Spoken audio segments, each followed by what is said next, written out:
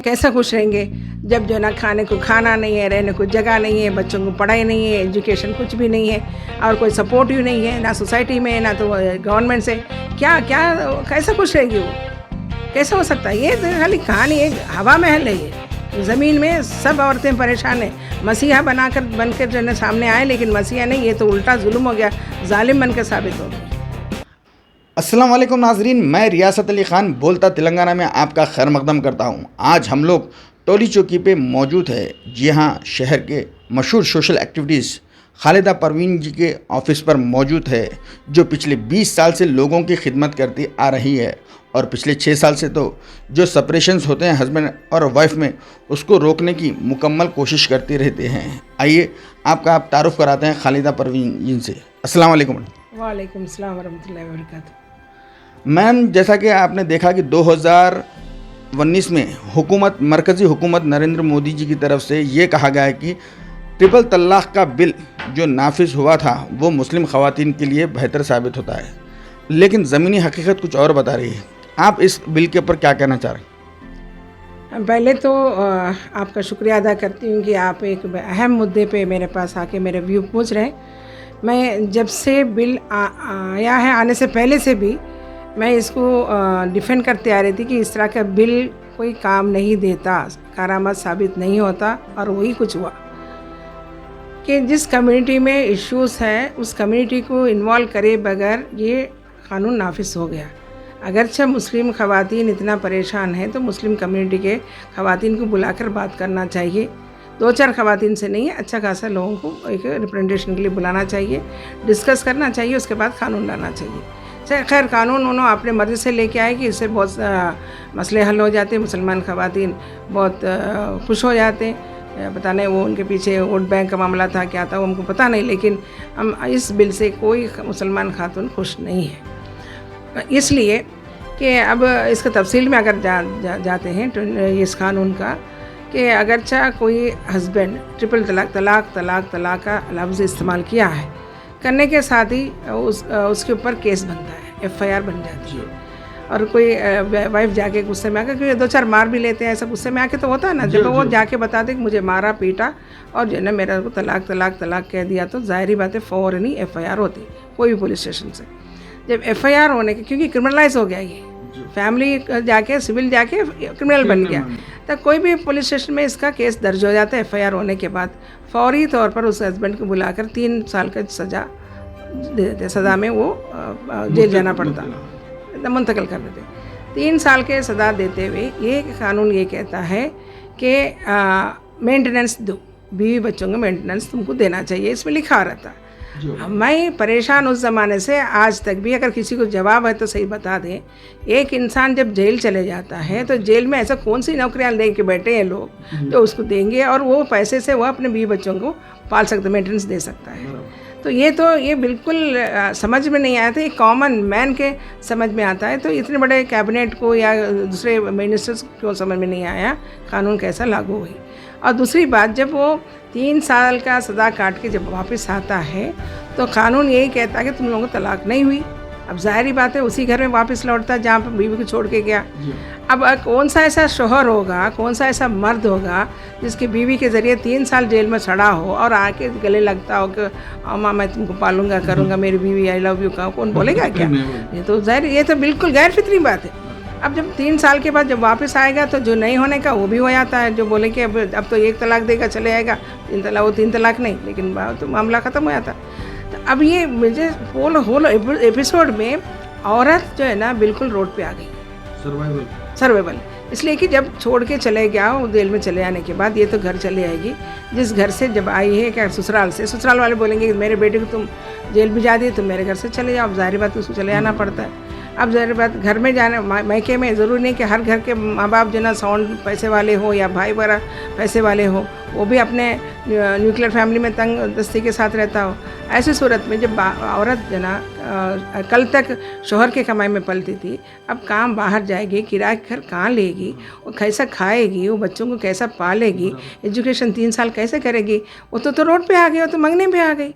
अब ऐसी सूरत में कई ऐसे लोगों के साथ हमने ये सुना है कि अगर दिन भर में जो मजदूरी मिली, मेहनत मिली करने के लिए जब चले जाती है छोटे छोटे बच्चों को घर में छोड़कर, तो बच्चे जो है मायूस भी हो जाते हैं और दूसरों के इस्तेसाल का शिकार भी हो जाते हैं, हेमोकरम पे आ जाते हैं, इस्तेसाल का भी शिकार होते हैं, क्योंकि बच्चे हैं छोटे कि कोई भी ऐरा गहरा आ जाके उसको छेड़छाड़ करेगा। अगर बच्चे ज़रा बड़े, आजकल देख रहे हैं 7 साल की बच्ची, 3 साल की बच्ची को भी जो सेक्सुअल अब्यूज़ होता है। तो ये कैसा मुमकिन है कि आज के ज़माने में, आज के इस माहौल में वो बच्चों को छोड़कर वो जाए और बच्चे सेफ घर में रहें? तो हर एतबार से माँ के ऊपर तो बर्डन पड़ गई। अब राहत कहाँ मिली? अब मोदी साहब ही बताए हमको। यानी कि मैडम, ये अगर वाइफ अगर हस्बैंड पे केस बुक कर दी थी तो वो पूरी फैमिली के साथ साथ उनके अगर बच्चे रहे 2-3 तो उनका भी सर्वाइव होते हैं। तो मैडम, ये पिछले 2019 से लेके 21 तक तकरीबन लोग इस पर FIR भी कर चुके हैं। शहर हैदराबाद में हम देखते हैं कि कई लोग इस पर केस है। तो उन ख़वातीन के बारे में आपका क्या कहना है मैडम? देखिए, मैं भी एक काउंसलिंग सेंटर चलाती हूँ। यहाँ में मेरे पास साल भर में कोई एक तलाक का केस भी नहीं आया। सारे तलाक खुला में कन्वर्ट होके आया, खुला मतलब तब्दील हो गई।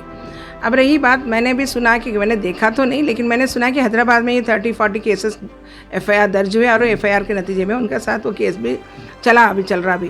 तो ऐसी सूरत में देखिए, ये तो एक्सपेक्टेड, ये तो सोचने वाली बात है कि औरत जो है जब अकेले जब घर पे आने के बाद तन्हा हस्बैंड के बगैर कैसे सर्वाइव करेगी, वो तो हम बात कर रहे हैं। तो ये इसका राहत कैसा मिलेगा, ये मसले से हल कैसा निकालेंगे? मैं एक छोटा सा एग्जाम्पल बताना चाह रही हूँ, शायद अगर लंबी बात ना हो तो। कि ऐसे ही किसी केस में हस्बैंड जेल चला गया था, चंचलपल्ली जेल में, इस वक्त पता ना निकल गया होगा। ये केस में नहीं, एक और केस, मतलब एक हस्बैंड जेल में जाने के बाद बीवी का क्या मामला होता, ये ट्रिपल तलाक के इशू का नहीं है, लेकिन एक नॉर्मल। तो जेल जाने के बाद वो लेडी मेरे पास आई थी, वो जो एक छोटा मोटा काम वाला करके घर में पकाना। तो जब मेरे पास आके बोल रही थी कि जब मैं हस्बैंड चले आने के बाद जो घर में मैं रहती थी, घर वाले बोले तुम्हारा मियाँ तो क्रिमिनल है, यहाँ से घर चले जाओ, खाली कर दो। खाली करने के बाद 2 बच्चों के साथ किसी और महल्ले में घर ढूंढे तो हस्बैंड के बाहर घर देने के लिए कोई तैयार नहीं है।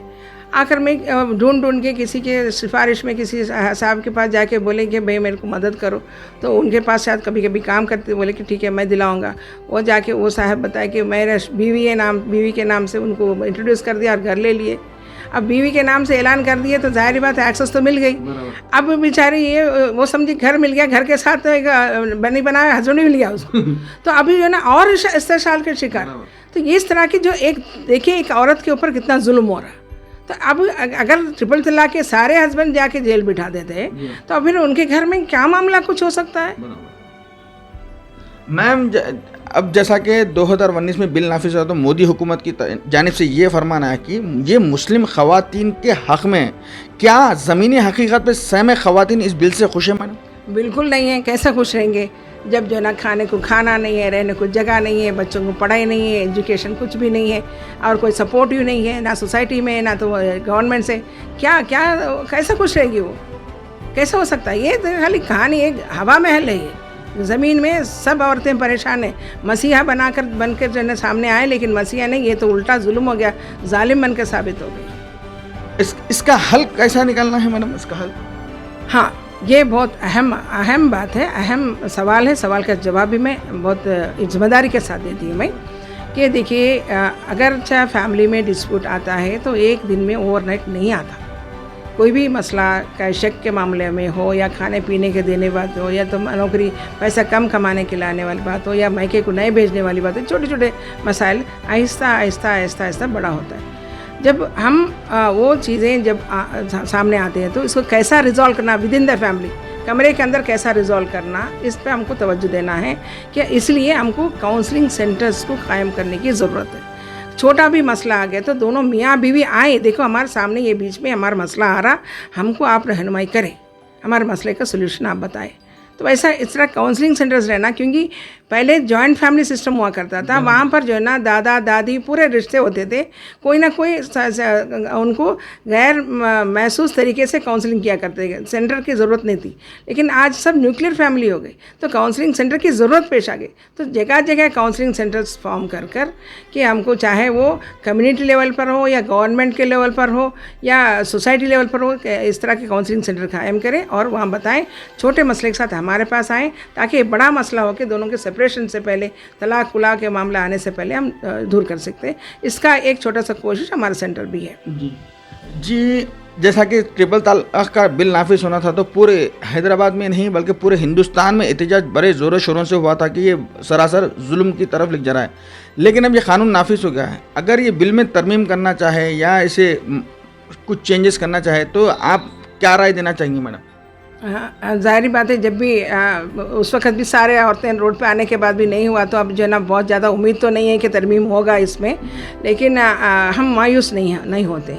अगर 4 साल 1.5 साल 3 साल के बाद अगर जुल्म के शिकार औरतें ज़्यादा हो रहे हैं तो फिर ज़ाहिर बात है फिर रोड पे आएंगे। मैं तो कहती हूँ कि हमारा औरतों को आवाज़ उठानी चाहिए और जो बिल जैसा लेके आए उसको रोल बैक कराना चाहिए कि उनके स्टैटिस्टिक्स उनके सामने रखना चाहिए। देखा आप जो बताएंगे वो जो हवा महल थी, ये जो ज़मीनी हक़ीक़त ये हैं, इसको रोल बैक करो, ये हमको करना चाहिए। इसके अंदर वो लाइक माइंडेड मर्द लोग भी शामिल होना चाहिए, दूसरे सोसाइटी के दूसरे कम्युनिटी वाले भी हमारे साथ शामिल होना चाहिए और उलमा इकराम भी हमारे सामने आना चाहिए, पॉलिटिशियंस भी बात करना चाहिए। उसके बाद ये बिल रोल अप हो सकता है, क्यों नहीं हो सकता? इंसान बनाया कानून इंसान वापस ले सकता है। जी मैम, जैसा कि हम देख रहे हैं कि आप काफ़ी घरेलू झगड़े जो होते हैं उन्हें ख़त्म कराने की कोशिश करते हैं और फिर हस्बैंड एंड वाइफ खुशहाली से ज़िंदगी बनाने, तो ऐसे झगड़ों से बचने के लिए और ऐसा खुशमिजाज ज़िंदगी बसाने के लिए आप अपने शहर हैदराबाद के लोगों को एक आखिरी सवाल में आखिरी पैगाम पहुंचा दीजिए कि घरेलू ज़िंदगी कैसे सुकून से बिता सके। देखिए, इस बात पर हम सोच कर एक हल निकालें कि लड़का लड़की जब शादी के लायक हो जाते हैं, उनके लिए घर वाले लड़की को देखना लड़के को देखना शुरू करते हैं, तो उनके लिए हम एक पैगाम आपके ज़रिए देना चाहते हैं। उन लड़का लड़की को प्री मैरिटल काउंसलिंग कराइए। आजकल ऑनलाइन भी बहुत से कुछ चल रहा है कि प्री मैरिटल काउंसलिंग क्या है, किधर है। वो ज़रूरी होता है कि हमारे ज़माने में नहीं था तो अब नहीं होना, ऐसा नहीं है। हमारा ज़माने में कुछ और बातें थी, अब जनरेशन गैप बहुत आ गया, तो ये प्री मैरिटल काउंसलिंग बहुत ज़रूरी है। और ये हमारे ऑफिस में हम लोग जब शुरू में प्री मैरिटल काउंसलिंग अगर बोलते तो कोई एक्सेप्ट नहीं करते थे। ये पूछते शादी ही नहीं होती, लड़ाई नहीं होती, काउंसलिंग किस चीज़ की? तो वो ज़हन है, हमारा माइंडसेट वैसा है। माइंडसेट की बदलने की ज़रूरत है। मसला पैदा होने के बाद हल नहीं, मसला नहीं आने के लिए प्रिकॉशंस लेते, वैक्सीनेशन लेते हैं बीमारी नहीं आने के लिए, वैसे जो है ना मसला नहीं होने के लिए काउंसलिंग करना बहुत ज़रूरी है। इसको आम करने की ज़रूरत है। इसलिए हम लोग क्या करें, मैट्रिमोनियल सर्विस देते हैं हमारे ऑफिस में, ताकि कोई रजिस्ट्रेशन अगर करे तो उनके लिए हम शर्त रखते हैं कि आपका बेटा और बेटी 2 दफ़ा हमारे पास आए, उनको हम काउंसलिंग करेंगे। और वो फैमिली के मदर फादर को, ये फैमिली के मदर फादर को भी हम लोग काउंसलिंग करते हैं। इस तरह हम लोग छोटा सा कोशिश कर रहे हैं। इसको अगर हम आम कर सके, इससे भी बेहतर अगर कोई मशवरा अगर पास आए, अगर जब तक नहीं आया तो इसको फॉलो करना चाहिए। अगर इससे बेहतर अगर कोई मशवरा आ गया तो हम भी फॉलो करने के तैयार है और माशरे के अंदर भी इसको एक्सेप्टेंस होना चाहिए। एक बड़े पैमाने में इस तरह का अगर इसको प्रोपोगेट नहीं करे तो हमारे नौजवान नस्ल जो है ना छोटे छोटे मामले में हमारे सामने जो है ना उनकी ज़िंदगी बर्बाद होते हैं, हमको देखना पड़ेगा। इससे हमको बचने की ज़रूरत है। तो आप बोलता तेलंगाना को वक्त दिया आपका कीमती, इसके लिए हम बहुत बहुत शुक्रगुजार हैं आपके। बहुत बहुत शुक्रिया। आप बोलता तेलंगाना के ज़रिए मेरी ये बात आप लोगों तक पहुंचा रहे हैं और मैं बोलता तेलंगाना को मैं लिए दुआ करती हूं कि आप जो है ना बहुत तरक्की करें और सबकी आवाज़ दूसरों को सुनाएं और इंशाल्लाह हल देखने में सब मदद करें। शुक्रिया। तो नाजरीन, ये थे हमारे बीच खालिदा परवीन, सोशल एक्टिविटीज़ जिन्हों काफ़ी घर टूटने से बचा हैं। हमारी और तमाम लोगों की दुआएं हैं आपके पीछे। आप अपने दोस्त रियासत अली खान को दे इजाज़त। अल्लाह हाफिज़। डॉक्टर हसन डेंटल केयर, हमारे यहाँ root canal treatment, bleaching, high quality dental implant, teeth replacement, cosmetic treatment, child dental care, दांतों से जुड़े तमाम अमराज के लिए तशरीफ लाएं। जेके एलीट, फतेहा बाजार, चंचलगुड़ा। लेडी डॉक्टर की भी सहूलत हमारे पास मौजूद है।